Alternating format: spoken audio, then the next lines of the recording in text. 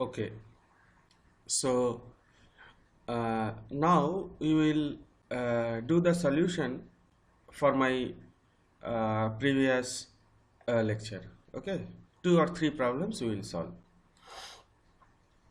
Okay, so first problem was, there was one problem that a particle is moving along the along a straight line, and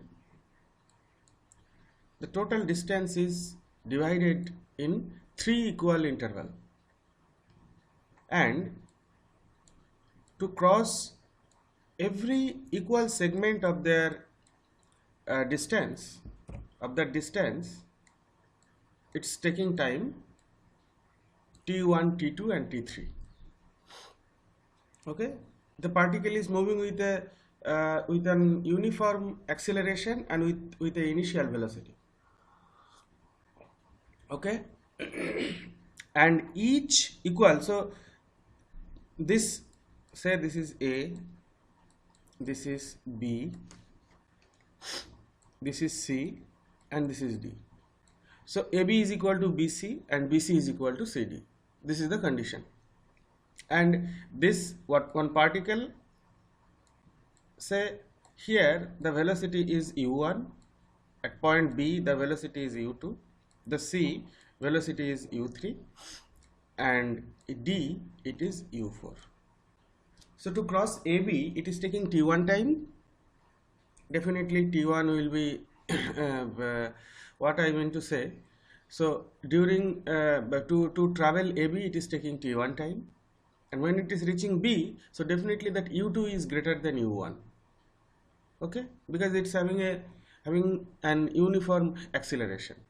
So to cross BC, even though the distance is equal as AB, but the time taken will be t2, which is lesser than t1. Similarly, t3 will be lesser than t2. So we have to prove, in this condition we have to prove that 1 by t1 minus 1 by t2 plus 1 by t3 is equal to 3 by t1 plus t2 plus t3. So this problem we can do in 2-3 different way, but I am now telling you, means you can write, we know the formula V is equal to U plus Ft, already we know. So here we can write U2 is equal to U1 plus Ft1. Similarly, U3 is equal to U2 plus Ft2. Like that we can write, and we can write U3 is equal to U1 plus Ft1 plus T2. Like that we can write. But we are not going, I'll be doing these things in a very simple way, because we know the concept of average speed.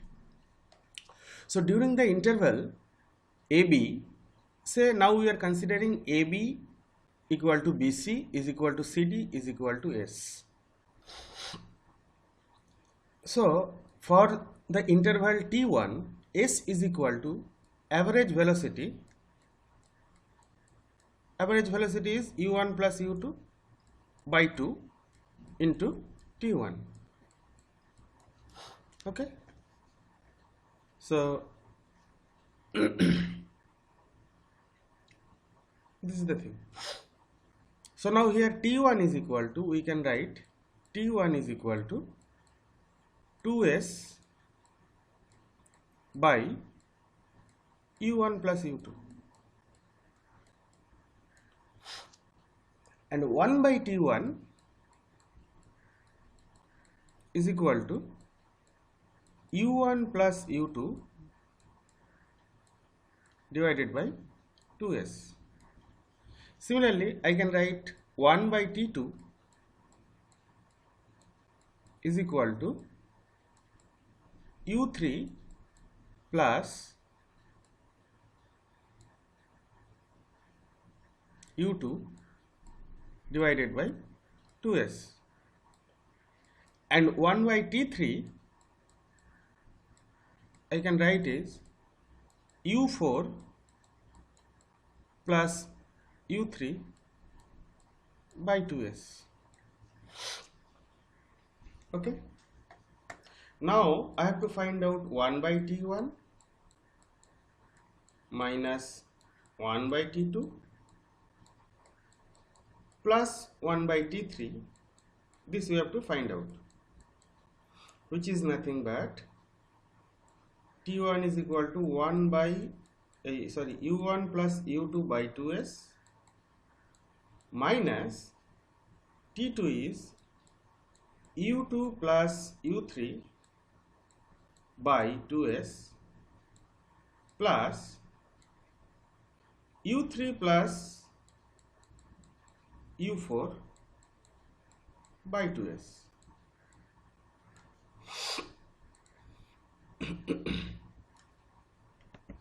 So if I simplify it, bottom is 2s, that means the denominator is 2s.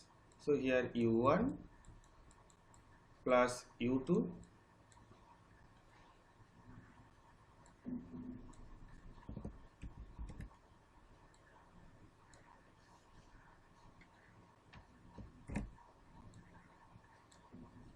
minus u2 minus u3 plus u3 plus u4.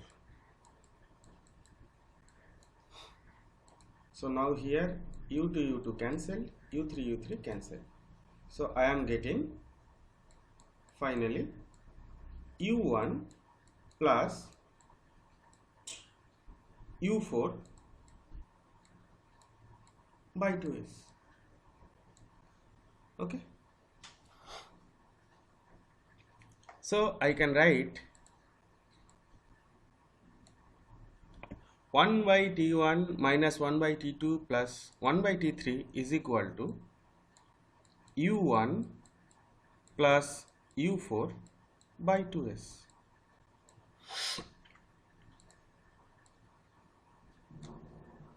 Now if I take the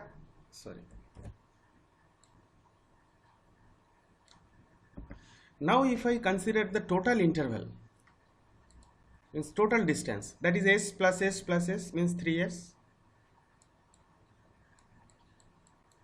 and the total time taken to travel from A to D is t1 plus t2 plus t3, and the average speed is at the point A speed is u1 and at the point D speed is u4. So that is u1 plus u4 by 2 into t1 plus t2 plus t3. So now I am taking this t1 plus t2 plus t3 here. So it is 3 by t1 plus t2 plus t3, which is equal to u1 plus u4 by 2s. But you see, u1 plus u4 plus 2s is equal to 3 by t1 plus t2 plus t3, whereas 1 by t1 minus 1 by t2 plus 1 by t3 also u1 plus u4 by 2s. So that is nothing but that is equal to 3 by t1 plus t2 plus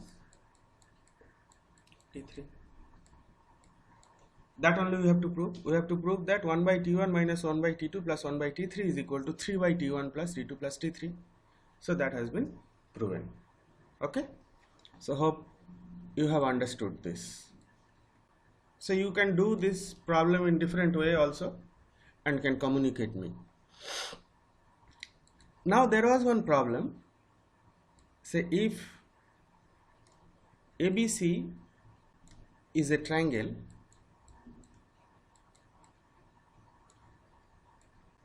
and the BC side I have extended up to D, then we have to prove that angle ACD is equal to angle ABC plus angle CAB. So to prove this problem, I am making one parallel line from the C point Okay, and I am giving this point is E. Now as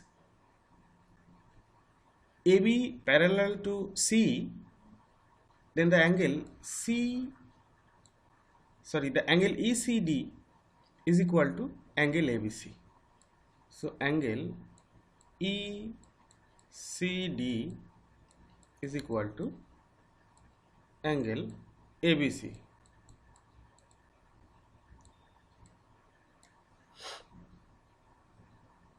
And also as AB parallel C, so the angle ACE is equal to angle CAB.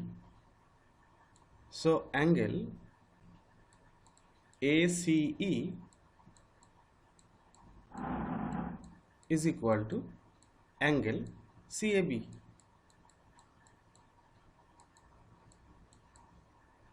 Now if you add both the sides, so angle ACE plus angle ECD is equal to angle ABC plus angle CAB. So this angle ACE plus angle ECD, which is nothing but angle ACD. So angle ACD is equal to angle ABC plus angle CAB.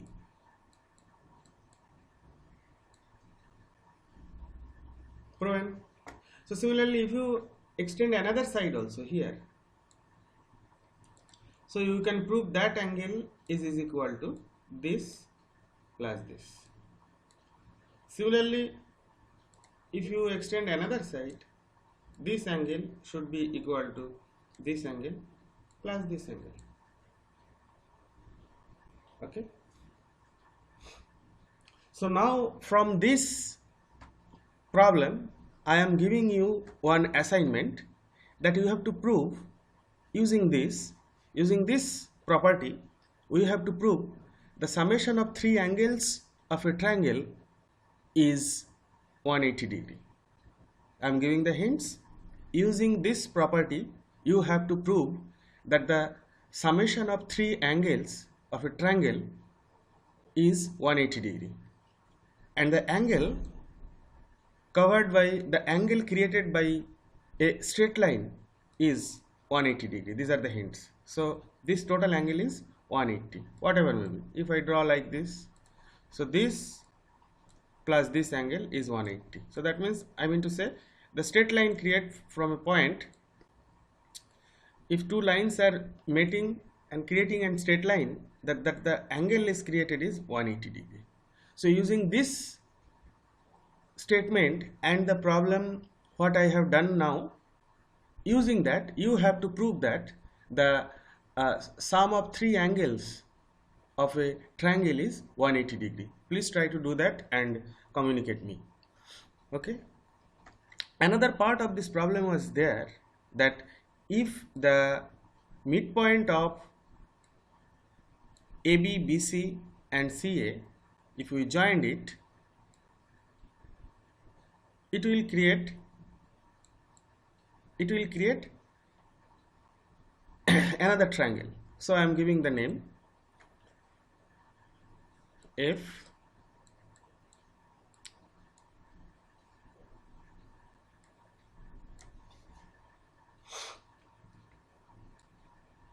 G and H. We have to prove the area of FGH is equal to 1/4 of the area of the triangle ABC. So let us do that. Already we learned, which I explained in the previous lecture, that if you join the midpoint of the two sides of a triangle, so that straight line, that line will be parallel to the base as well as the length will be half of that. Okay, this is the thing. So this problem also you can do 2-3 ways. So I am telling the simple way by which you can do that. So now you see all F, G, H in that triangle, all the three sides we got by joining the midpoints of the triangle ABC. So as we learned in the earlier lecture, we can tell that FG is parallel to BC and GH is parallel to AB and FH is parallel to AC. So now if you consider FGHB, here FG is parallel to BH, that means BC, GH is parallel to BF, that is AB, that means FGHB is a parallelogram. And if it is a parallelogram and if we are making the diagonal, so area of this and area of this are equal. So it takes x. If it is x, then that is also x. Similarly, if I consider FGCH, we can tell that is also a parallelogram because FG is parallel to HC, which means BC, and FH is parallel to AC, that means parallel to GC. So FGCH also is a parallelogram, and this line GH is dividing this parallelogram with equal two triangles. So if this area is x, definitely this area also will be x.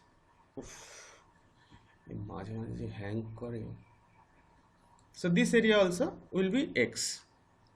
Similarly, I can prove that AFHG is also a parallelogram, and as the diagonal is FG, then for this case also it's making two equal triangles. Area of two triangles are equal. So if this is x, this is also x. So now we can see that total area of the triangle ABC, we can write it as 4x. Okay, or I can write x, that is equal to the area of triangle ABC divided by 4, and x is basically the area of FGH.